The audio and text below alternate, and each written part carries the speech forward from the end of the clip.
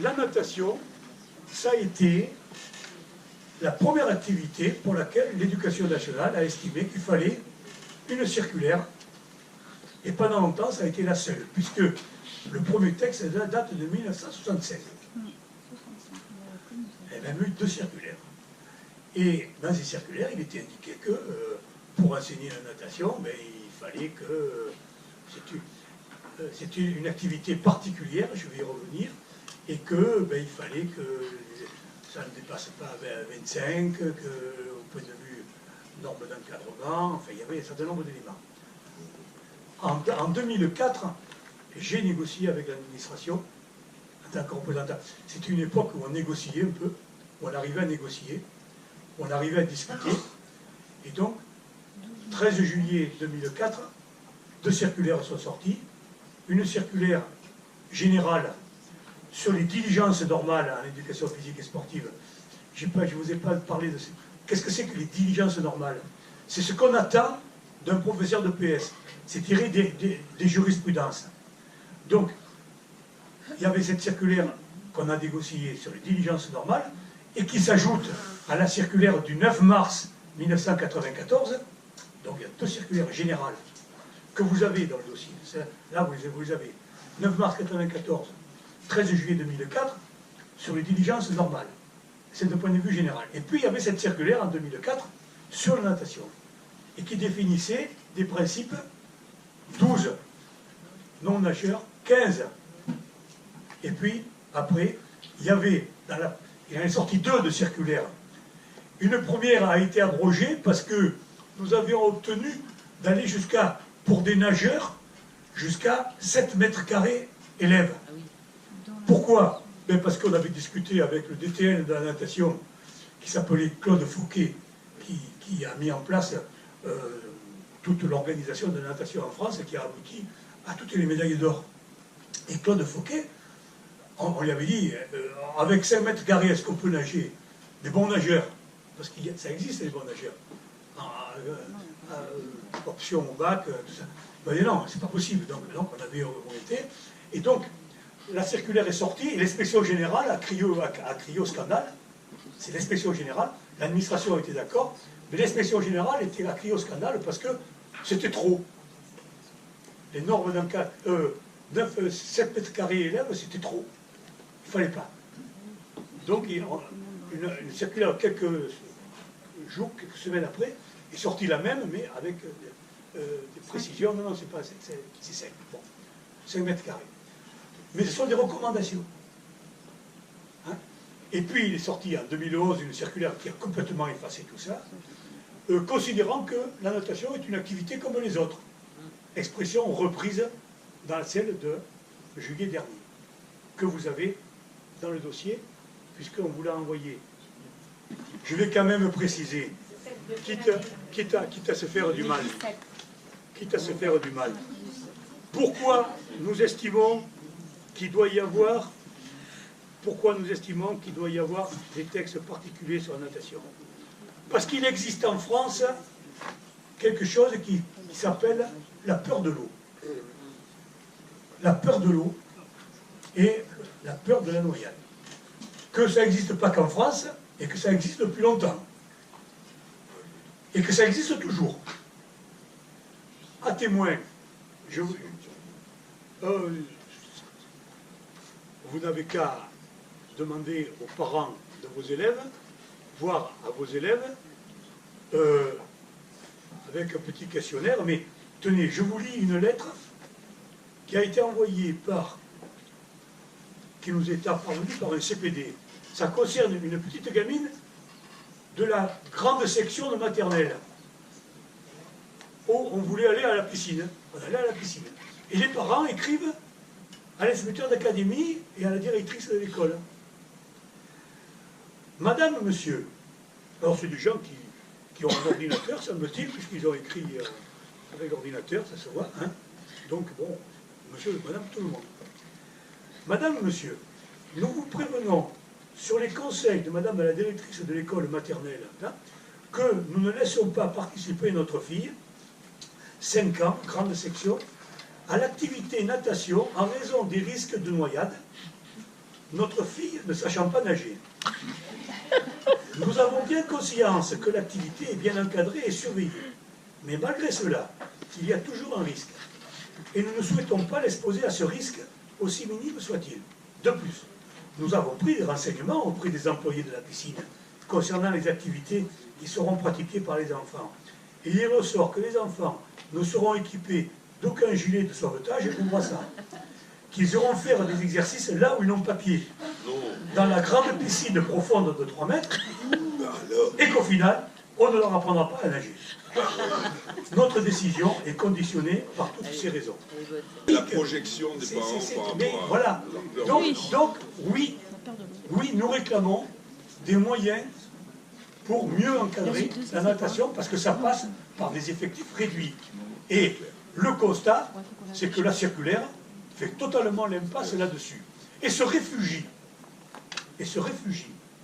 sur un hypothétique savoir nager qui fait complètement l'impasse sur une notion culturelle de la natation pour se réfugier dans une notion tout à fait, comment dire, contraire de culturel, qui est la définition du savoir nager, le test du savoir nager, qui remplace de plus en plus la natation en tant qu'activité culturelle. Qui le remplace. Pourquoi? Parce qu'il faut présenter, et qui n'a rien à voir avec la natation. Ça n'a rien à voir avec la natation, je le regrette. On pourrait considérer que ça pourrait être un test de savoir se sauver. On dit que c'est important, pourquoi pas, pour aller pratiquer des activités nautiques, puisque pour pratiquer des activités nautiques, il faut faire la démonstration. Et je vous signale que ce test du savoir nager se cumule avec déjà 3 autres tests qui existent et qui sont officiels. Donc il y a pléthore de tests. Et je vous dis que pour pratiquer des activités nautiques, vous avez besoin d'aucun test particulier, vous pouvez faire le vôtre. Pourquoi vous pouvez faire le vôtre? Parce que c'est votre statut. C'est votre statut. Mais on engage sa responsabilité. Mais de toute façon, vous engagerez votre responsabilité. Qu'est-ce que j'ai dit quoi? Quel que soit le test, vous engagerez votre responsabilité. Et je vous signale quand même que dans votre statut, il y a l'enseignement et l'évaluation. Et que d'ailleurs, vous êtes tenu de répondre aux convocations pour aller évaluer les élèves. Et vous pouvez, d'ailleurs, tous les trimestres, vous évaluer vos élèves. Donc, vous êtes statutairement qualifié pour évaluer vos élèves, pour savoir s'ils peuvent participer ou non. Alors, vous pouvez utiliser un test, mais vous pouvez utiliser le vôtre. Parce que dans le test du savoir nager, ce n'est pas obligatoire, c'est peut être utilisé. Moi, je suis allé voir l'arrêté. Attendez, je termine. Et d'ailleurs, à l'issue de ce test du savoir nager, vous allez délivrer une carte aux gamins de savoir nager dans lequel il n'est pas du tout indiqué ce qu'ils ont fait comme test, il est simplement indiqué, on renvoie à un arrêté ministériel, comme si les familles allaient voir l'arrêté ministériel pour savoir à quoi les élèves ont répondu pour faire le test. Hein. Et donc, les gamins rentrent chez eux en disant « je sais nager », puisque j'ai la carte savoir nager, et moi je trouve que on prend une lourde responsabilité, l'éducation nationale, pas vous, l'éducation nationale prend une lourde responsabilité en faisant ça, parce que je considère qu'elle n'a pas à faire ça. Il n'y a pas de test, il y a de savoir lire. Hein.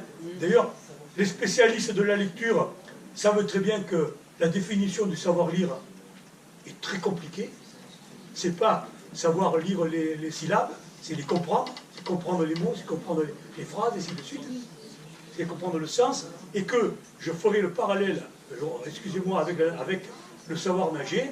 Le savoir nager, c'est entrer en culture de la natation, à un certain niveau, mais entrer en culture de la natation. Voilà. Ce que c'est pour moi, le savoir nager, c'est un débat.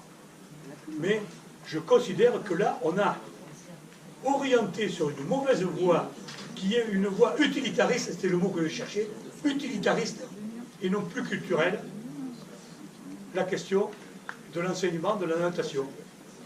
Une vision utilitariste, alors que il me semble que en enseignant la natation en tant qu'activité culturelle, eh bien, on règle assez rapidement la question du risque de se noyer, parce qu'on est obligé de résoudre des problèmes de propulsion, des problèmes d'équilibre, des problèmes de respiration.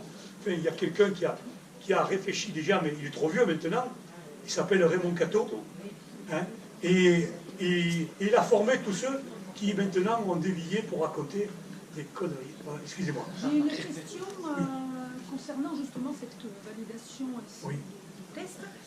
J'ai une mère d'élèves qui me demande, suite au cycle de natation que nous avons eu, sachant qu'elle a validé son savoir nager, et qu'elle part en colonie, je ne sais pas quand, elle me demande de lui faire une attestation. Mais normalement, vous avez le carton. De lui faire, non, mais on vous a pas donné le carton. Non, mais est-ce que ça a une validation pour les colonies? Oui, c'est vrai. Oui. Mais écoutez, si vous allez sur le texte le plus important, qui est un arrêté ministériel concernant la pratique des activités nautiques, vous savez ce qu'on demande? Vous savez ce qu'on demande? 25 mètres. 25 mètres. Et attention, et si on n'a pas le 25 mètres, c'est dans un arrêté ministériel que j'ai là. On demande l'attestation du tuteur, comme quoi vous savez nager. Comme quoi le gamin sait nager. Attestation du tuteur. Et moi, je vous conseille de ne jamais faire ça. Vous amenez des gamins en cycle de voile, si vous avez l'attestation des tuteurs, c'est-à-dire des parents, comme quoi ils savent nager, vous êtes conforme. Et moi, je vous déconseille vivement. Et pourtant, c'est un texte réglementaire. Mais, article A, 322.3.1, article A, 322.3.1 du Code du sport. Et oui.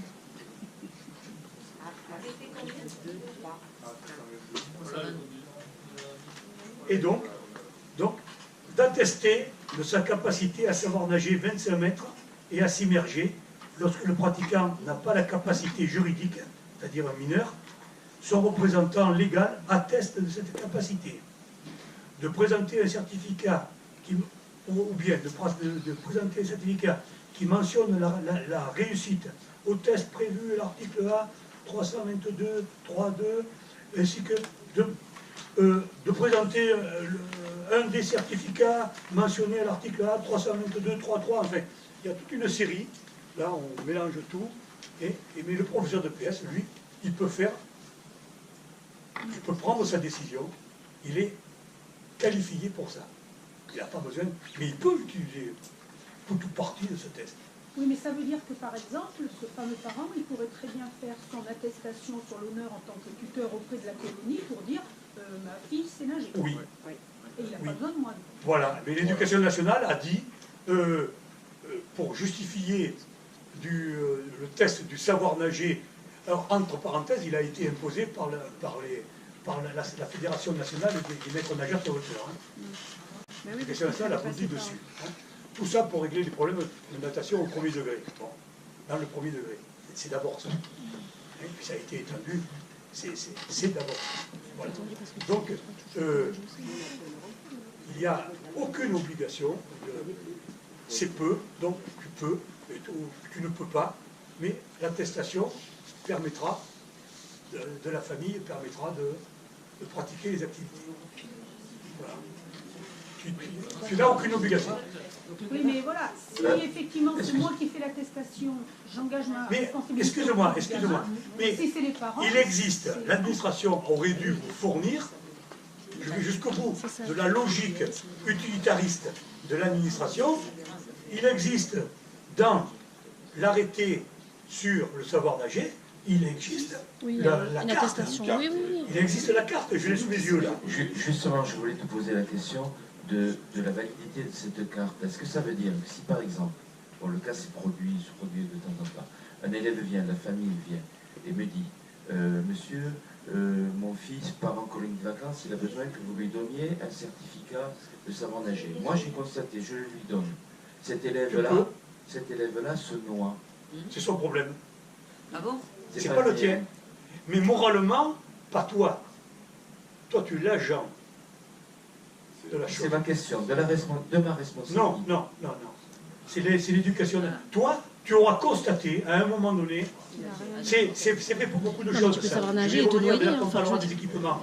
Toi, tu auras constaté compatible, qu'à tu peux savoir un nager, certain jour, ça arrive tous les jours. l'élève aura fait quelque chose. Point. C'est exact, je peux rebondir là-dessus. La question a été posée il y a 2 ans, ou l'année dernière, parce que j'étais encore là, en réunion plénière à l'IPR de Limoges, M. Sba, sur la responsabilité qui était engagée. On a dit, mais voilà, c'est exactement la même question.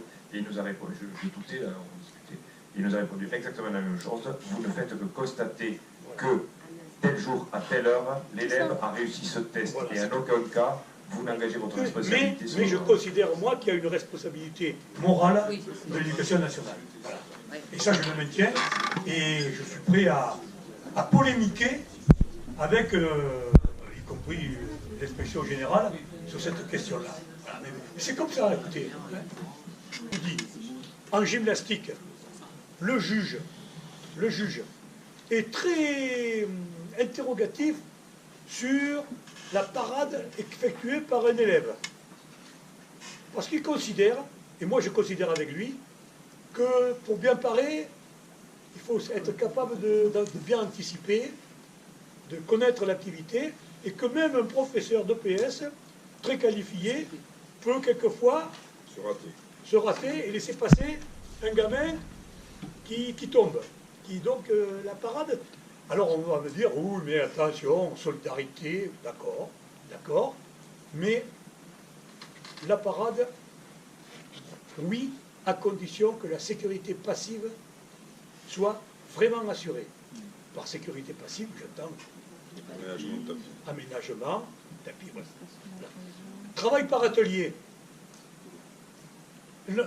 Le juge ne met pas en cause le travail par atelier. Mais il dit, le professeur doit être à l'atelier le plus dangereux. Il parle d'atelier dangereux. Et comme quoi, bon, atelier le plus dangereux, certes. Ben oui, l'accident s'est produit là, mais moi j'étais sur un atelier dangereux. C'est-à-dire, il y a une façon de... Donc, dans le rapport d'accident, où était le placement? Ben, il était un atelier où il y avait des risques. On va utiliser les mots. Des risques, il y avait aussi des risques, voilà. Mais tout ça c'est au civil, hein, donc le professeur là il n'est pas condamné, hein. Voilà. Sport collectif, le juge comprend très bien que les trajectoires des joueurs, de la balle, tout ça, fait qu'il y a une incertitude et que donc très souvent les percussions, les choses comme ça, eh bien c'est normal, c'est dans le jeu. Et donc, il ne met pas beaucoup en cause la responsabilité de l'enseignant, toujours au civil. Hein. Voilà. Après, il y a combat, mais combat, c'est le problème de l'environnement, c'est le problème de est-ce qu'on fait combat dans des conditions où on peut faire combat. C'est-à-dire, si on fait des combats sur des tapis de chute, des tapis de sol, qui s'écartent, là il y a des accidents, hein, les bras, hein, et parce qu'il n'y avait pas suffisamment de tapis ou parce que les tapis étaient mal placés.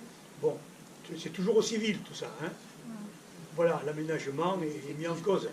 Alors il y a des débats en lutte et en boxe. Des débats qui, quelquefois, sont lourds entre collègues. Parce que c'est des débats d'abord pédagogiques. Exemple, en boxe, est-ce que la tête est une cible? Débat. Et je sais que beaucoup de spécialistes de boxe disent oui, la tête doit être une cible, mais on ne frappe pas, on touche. Ces questions-là, elles ne sont pas tranchées comme ça, là, parce que on peut fonder des choix. On peut fonder des choix. Des collègues spécialistes de boxe disent pas de casque. Parce que si on met un casque, on donne envie de frapper. Et pas de toucher. Ah, voilà. Donc moi, je ne me prononce pas. Je suis incompétent, moi. Oui, c'est ça, en fait. Je suis juriste. C'est pas vrai, mais bon. Non, je veux dire par là, je ne prends pas parti. Je ne prends pas parti. Et je dis. Les collègues disent. Et donc, c'est ça la controverse. C'est ça la controverse. C'est ça qui est intéressant. Parce que je suis persuadé que dans un sens ou dans un autre, on doit pouvoir trouver des possibilités de... Et c'est pour ça que c'est intéressant de débattre. Ici, non, on va pas pouvoir faire tout ça, mais voilà. Alors après, qu'est-ce qu'il y a encore en combat, c'est la question combat debout ou combat au sol qui est posée. Et des collègues disent, eh la lutte, c'est d'abord debout, avant d'être au sol. Bon, voilà. Bon, controverse, voilà. Mais moins peut-être qu'avec la question de la boxe. Qu'est-ce qu'il y a encore comme autre activité qu'il y avait là? C'est ça, en fait. Mais les raquettes, oui, bon, il n'y a rien, quoi. Y a pas de... Les lancers. Alors, les lancers collectifs ou lancers en atelier. Voilà. Et là, je dirais que là, la question qui se pose, c'est celle de l'espace. Où les élèves, celle de l'espace et celle des consignes. Et des collègues disent, c'est de plus en plus compliqué pour faire des lancers par atelier, parce que les consignes... Parce que les gamins, ils sont... Voilà.